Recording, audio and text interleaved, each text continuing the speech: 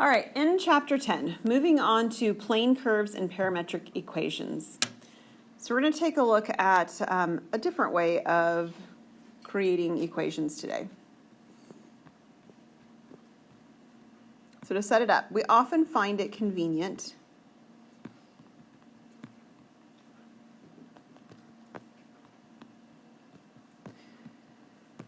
to describe location in terms of time.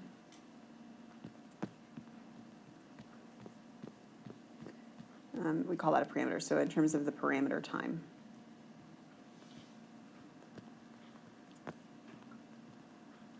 I know some of you are deeply involved in physics, and this is a thing, right? Yeah, it is. So if you're not or haven't thought about it this way in a while, consider a batter hitting a ball.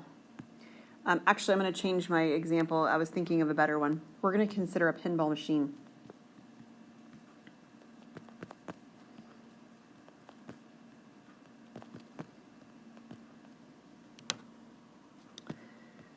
The location of the ball. Do you guys know what a pinball machine is? Okay, just checking. It's kind of an old school thing. I did see one. They have them. They've got a bunch of old school games on the campus where my daughter is attending college. The entire room is filled with old school games. It's really cool. So the ball's location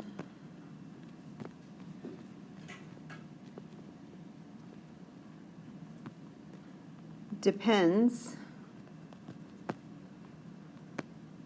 on how long, or how about the length of time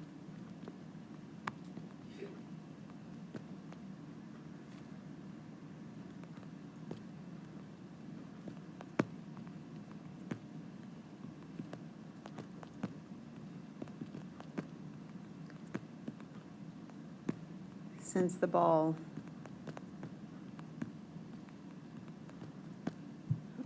I don't know what you call it, but it's like volleyed off of the pieces at the bottom, right?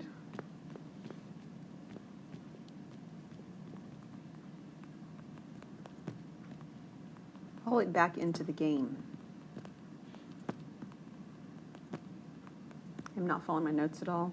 We're going to see how this goes. So the example I actually have in my notes talks about a baseball. The problem with baseball is we have a three-dimensional kind of an image, and I really just want something that's two-dimensional. So you could do something, anything that would be two-dimensional work. Soccer would be fine. What's that? Yeah, if the baseball, as long as you fix one of the dimensions, then you can use a baseball for this. But where the ball is in whatever one of these applications that we're thinking of depends on how long it's taken since it was somewhere else. The time changes it. Thus, we can talk about its location. That is the ball's location.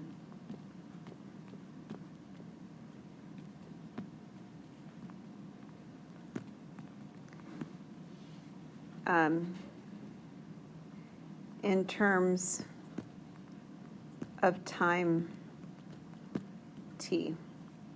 And location-wise, we're referring to, because this is a two-dimensional, like an xy coordinate plane, just put the x and the y on the axis of whatever corner of the field or whatever the game is that you're looking at, and you can talk about where it is.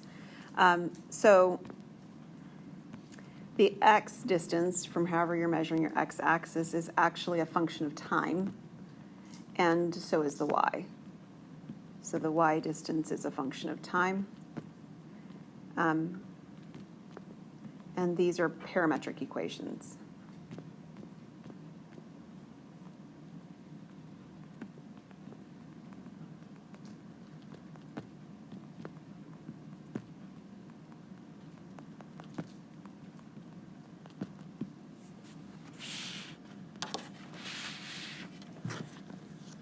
Okay, so we're going to start with a very simple set of parametric equations to start with.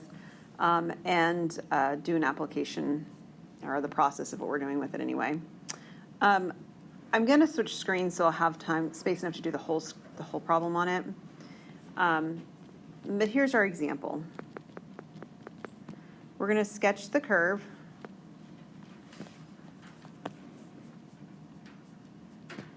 defined by the given parametric equations.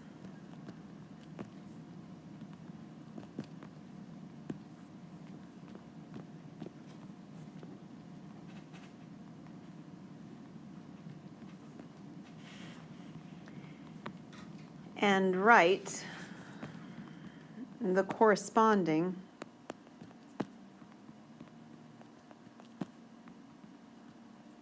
rectangular, that's our normal system we're using, the rectangular equation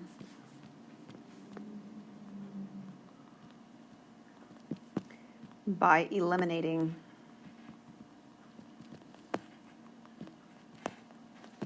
the parameter.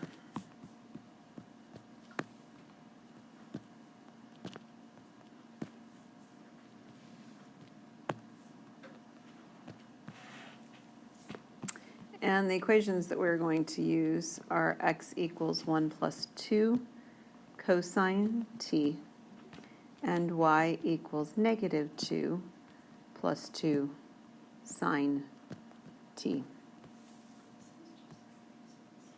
It's just like physics?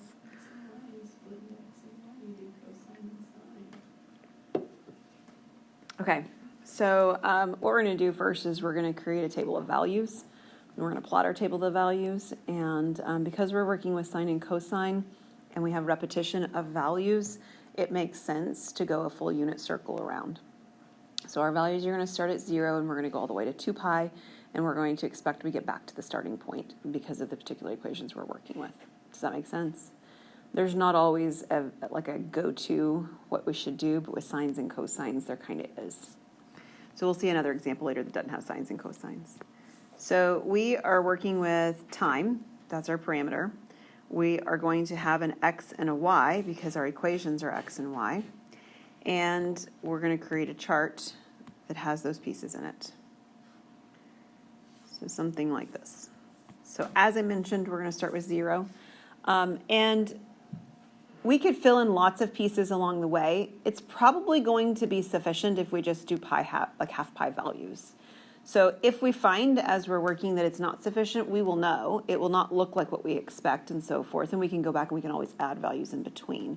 In particular, our calculator allows us to do that. And you'll know it very quickly, too, if your calculator's not got enough values in it, because it won't look like a curve. It'll look sort of like connect the dots at a Chili's menu, right? And you're like, oh, that can't be quite what it meant to do. So for what we're doing right now, we're going to use the 0, the pi halves, pi, 3 pi halves. Did I skip one? No, I didn't. 0, pi halves, pi, 3 pi halves, and 2 pi. Okay. So use your remembrance of the unit circle. Use your calculator as a help. We're going to put 0 into both equations. So if I put 0 into x, what do I get?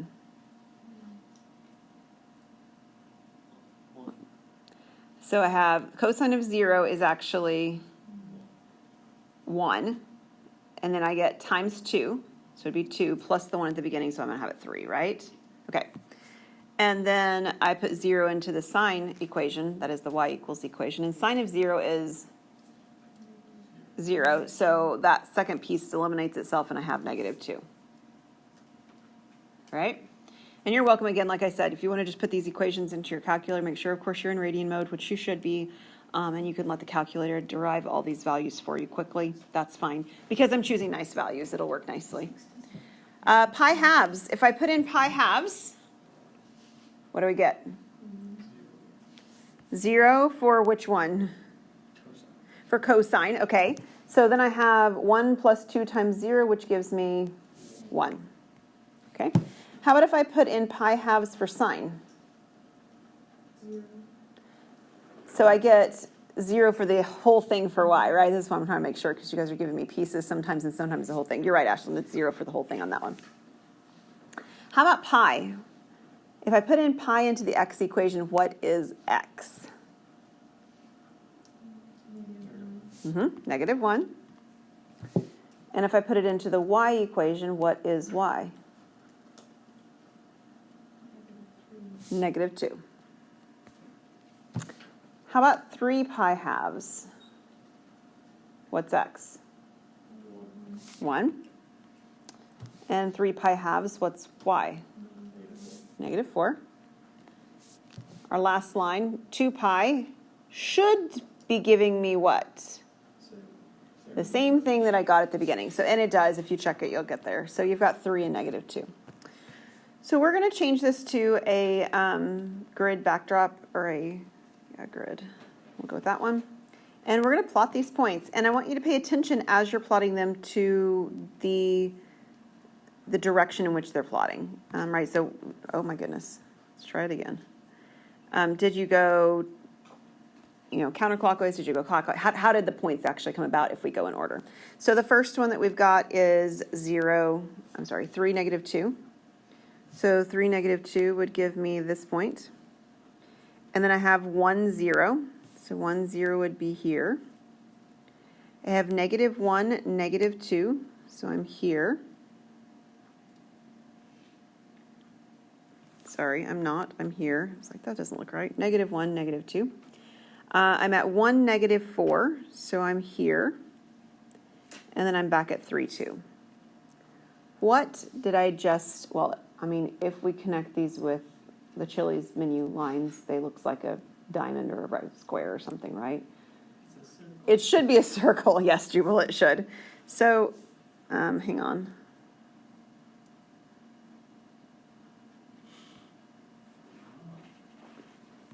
It is. It's a circle.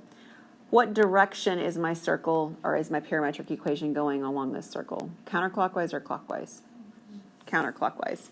So as we are drawing our circle, we need to indicate the direction that the curve was going with arrows. Okay. Now, the other part, so this is one part of it. One part of this is simply that we're going to graph it.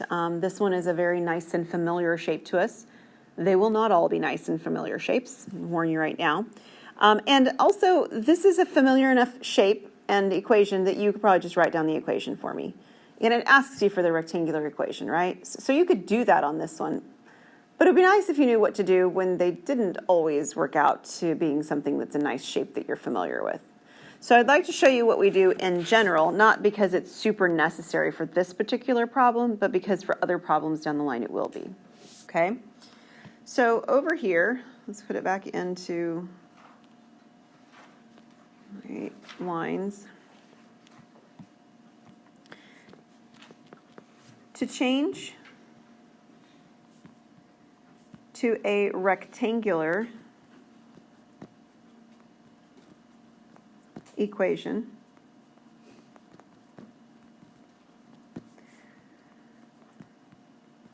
we will often use substitution.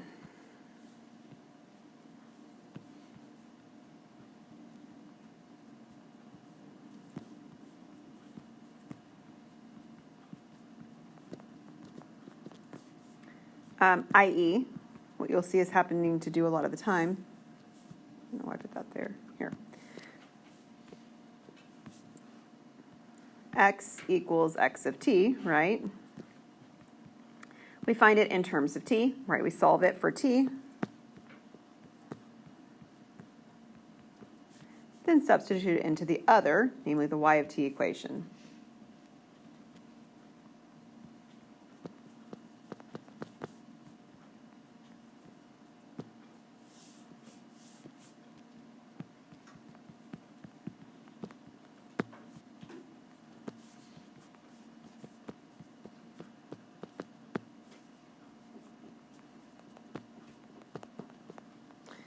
So that's sort of our general how we're going to do this. Substitution. You could use elimination too if you wanted to. It didn't hurt anything. Elimination simply works nicer if you've got linear equations, and if you were working with something else that's not, it might not work very well. But that doesn't work very well here.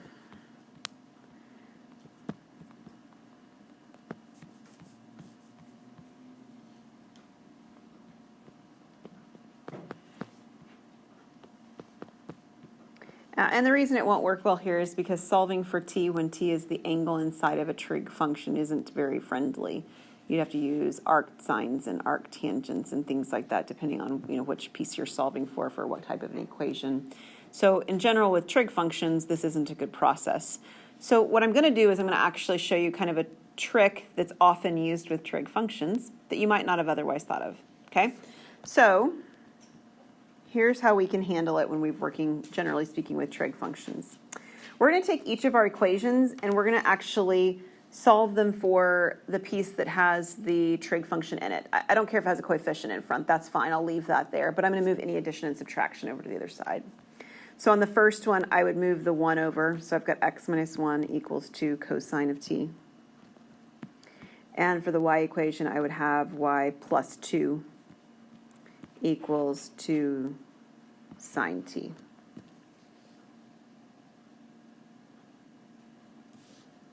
So far, so good? Okay, so here's what we're going to do. We're actually going to add these together. So it's almost like I'm going to do this. These are two equations. Both the left-hand side and the right-hand sides are equal, so we're going to add, old-fashioned addition kind of adding. So this means, take it back, I'm going to do one more thing before I add. I didn't draw it in yet. I can square both sides, agreed? It doesn't create anything that's not correct. And then I'm going to add. Okay, so this will give me x minus 1 squared plus y plus 2 squared. And if you look at it, that looks like the equation of the circle that you probably would have created on your own if you had looked at that graph. On the other side, you have something that looks a little bit funny going on. You have 2 cosine of t squared plus 2 sine of t squared. All good? Okay, so there are some very friendly identities from way back in trig. I'm sure you encountered them in Calc 1. I've talked about them recently in Calc 1 myself. I think they probably show up in Calc 2, though I haven't taught Calc 2 for a while. That's the one. So they're called Pythagorean identities. And Annika just mentioned the one that we're going to use here. Sine squared of t plus cosine squared of t equals 1. And there are two other ones. This is the one that's most familiar to us, but there's one that involves tangent and secant, and then there's one that involves cotangent and cosecant. They don't work out quite so pretty looking as in terms of memorization, but they do have a form. And so over on this side, what we actually have here is, since they both have a 4 in them, we can pull the 4 out, and then and it's 4 because it's 2 squared, right? And then I have cosine squared of t plus sine squared of t, and that's equal to 1. So this is just 4 on the left, and I have my x minus 1 squared plus y plus 2 squared on the right. So and I've got a circle. I do. And if we look back at it, let's just confirm that that seems reasonable. Does it look like our center? Well, where's the center? Let's see. The center says here that it's at 1, -2, right? Does it look like that over here? I think so. And this one tells me that the radius should be 2, right? And over here, oops, wrong direction. Over here, it looks like I do have a radius of 2. So it looks like this is what I've got going on. So it matches what my expectation would be. Now, again, that's fine, but you could have just done it like that, so why bother? Well, because it won't always be circles. And in particular, on this one, it was very friendly, but we can still use that Pythagorean identity even if it doesn't result in a circle showing up at the very end. We still have the ability to use that. I'd like to just take a pause a moment and make sure that you know how to use your calculator for parametric. So we'll see if this display over here is going to work for us. So if you hit the mode button on your calculator, mine it's about the 4th line down. It says function, it says FUNC, like funk, and then par, pol, seq, SEQ for seq, like sequence. Par is parametric, so click on PAR for par and turn that on. Where did I? And let's see if we can project.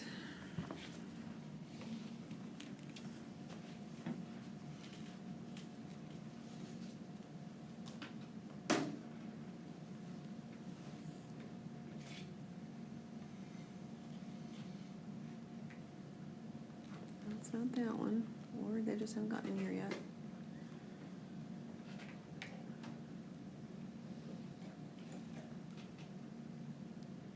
Great.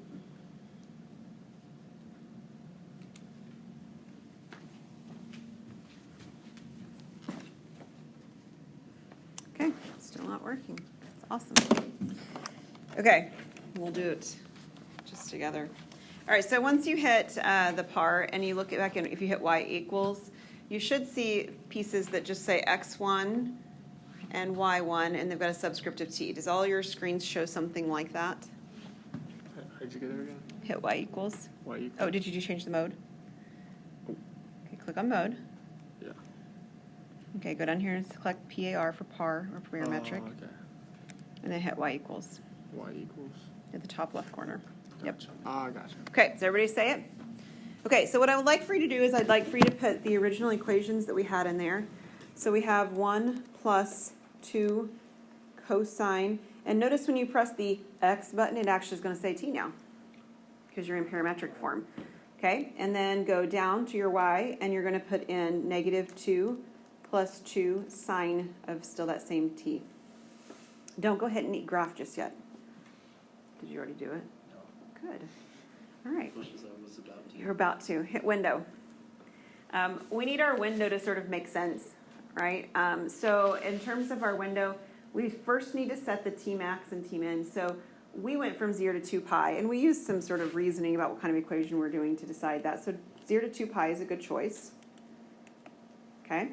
Your t-step tells you how many iterations, like it's going to calculate and put points on the graph. If the t-step is too broad, like if I put in pi over 2 like I did, in fact, let's just do it because it'll be fun. Put in pi over 2. Make your t-step pi over 2 because I want to show you it not working. And then your window, right? So we can see what our graph's supposed to look like. But if you didn't know, a standard window is a pretty good place to start. So just -10 to 10 on x, -10 to 10 on y is not bad. And press graph. What'd you get? A diamond. I got a syntax error. You got a syntax error. Let me see. Very aggressively drew that time. Not this. So I think you're using the wrong tool for Oh, wait, let me see. Probably. Make sure you use this negative. Okay. I have it on there. Which name is it? I get one from the three word. This one's negative. Ah, there you go. Yeah. Yours looks like that.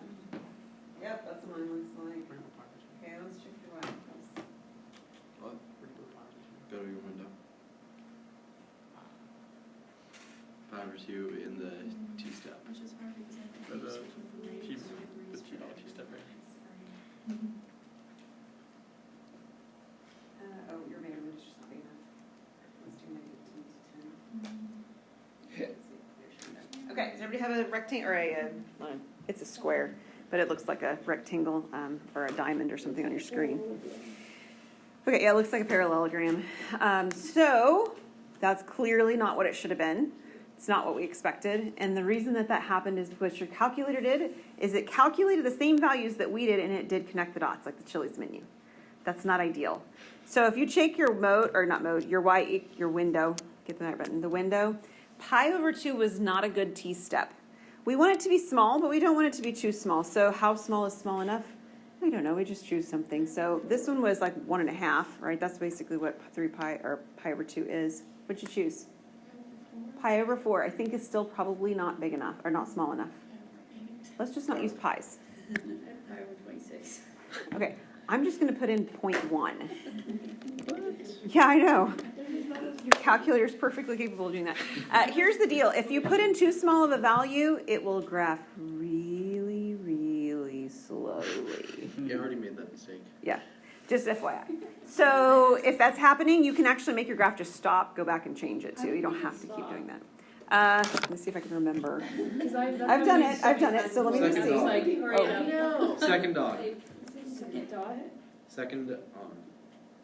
Oh, just turn it off. Yes. I got an egg. You can just Yeah, press it's not enter. like- Enter will make No, it it's stop. not an ellipse or a Okay. scale, Just it's plain old not. enter will make it stop. I got an egg. And then you can change, I don't know if it'll let you, it didn't move on from there, but anyway. All right, so in your screen right now, it doesn't really look like a circle. It looks like a Egg. like an egg. It looks like an ellipse, actually, right? Why is it looking like an ellipse, guys? Because the scale of our x and y are. Yeah, the scale of our x and our y are not even because your screen's a rectangle that you're trying to put a square into, right? -10 to 10, -10 to 10. So it's an illusion because of the way the scale is on the screen. Okay, cool? Yeah, this is a great feature. All right, so let's take a look at another one. And it involves using a graphing calculator, as the question is anyway. But it's not trig functions. Okay, so we're going to use a graphing calculator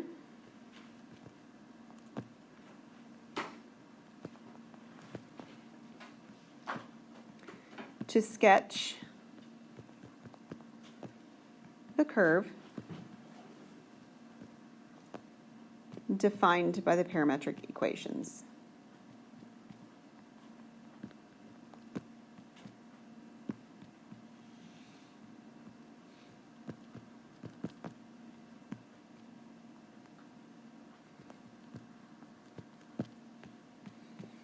And the equations we're going to use this time are x equals t cubed minus 2t and y equals t squared minus 3.